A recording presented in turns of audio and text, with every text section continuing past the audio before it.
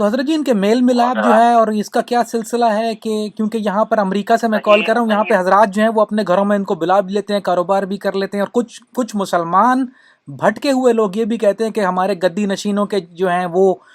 ہم ان کو یعنی اچھے بڑے لوگ جو ہیں انڈیا کے، کچھ انہوں نے بڑی غلط بات کی کہ ہم آغا خان کو جو ہے وہ امام مانتے ہیں اور ہم فلاں گدی نشین سے ہیں، یا ہمارا تعلق فلاں گدی نشین سے ہے اور ہم آغا خان کی توبہ نعوذ باللہ جو ہے وہ اس کو امام مانتے ہیں۔ اور میں نے ان کو کہا کہ شاہ تراب الحق صاحب کا تو کھلا فتویٰ اس پہ کفر کا ان پہ تو۔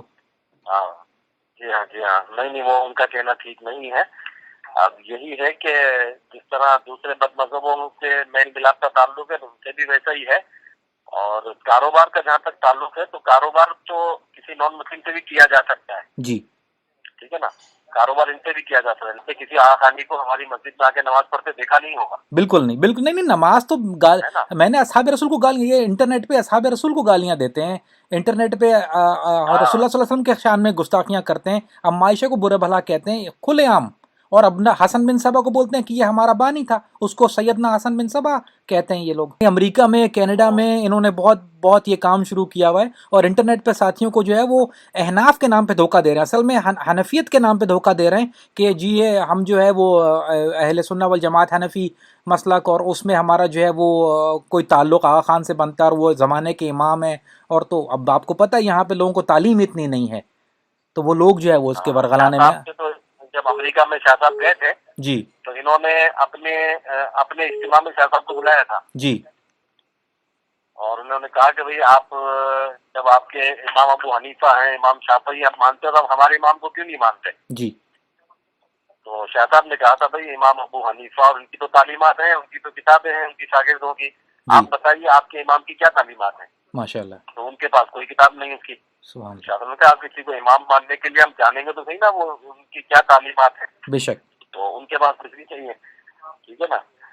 تو یہ آپ کو سمجھنے کی حد تک تو یہی ہے کہ بھئی یہ بد مذہب ہیں، ان سے تعلق نہیں رکھنا چاہیے۔ جزاکم اللہ خیر۔ نہیں بس میرا یہ تھا بھام دور ہو جائے اور آپ سے بات ہو جائے، کیونکہ یہ لوگ جب احناف کا نام لے رہے تھے اور گدی نشینوں کے نام لیے اور پھر شیوخ کے نام لیے اور پھر وہ دلی کے کچھ حضرات کے نام لیے، تو میرا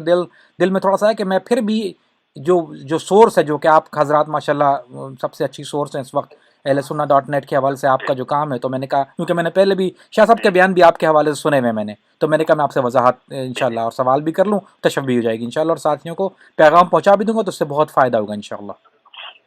ٹھیک بہتر، جزاکم اللہ خیر، حضرت السلام علیکم و رحمۃ اللہ وبرکاتہ۔ السلام علیکم۔ السلام۔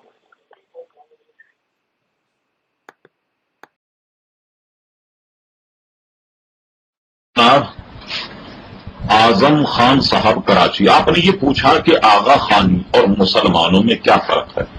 دیکھیے آغا خانی جو اپنے آپ کو آغا خانی کہلاتے ہیں، اپنے موجودہ آغا خان کے بارے میں یہ عقیدہ رکھتے ہیں کہ معاذ اللہ تبارک و تعالیٰ ان کی ذات میں گھسا ہوا ہے، حلول کیے ہوئے، اور آپ جانتے ہیں کہ مسلمانوں کا عقیدہ ہے کہ اللہ تبارک و تعالیٰ کی عظمت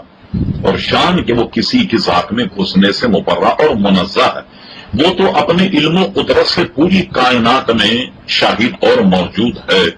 آپ نے دیکھا کہ نہ وہ ہمارا قرآن پڑھتے ہیں، نہ ہماری نمازیں پڑھتے ہیں، نہ ہمارا روزہ رکھتے ہیں، نہ ہمارا حج کرتے ہیں، کوئی عبادت جو ہم جیسی نہیں کرتے۔ اس لیے مسلمانوں میں اور آغا خانیوں میں اتنا ہی فرق ہے جیسا ایک مسلم اور ایک غیر مسلم میں فرق ہے۔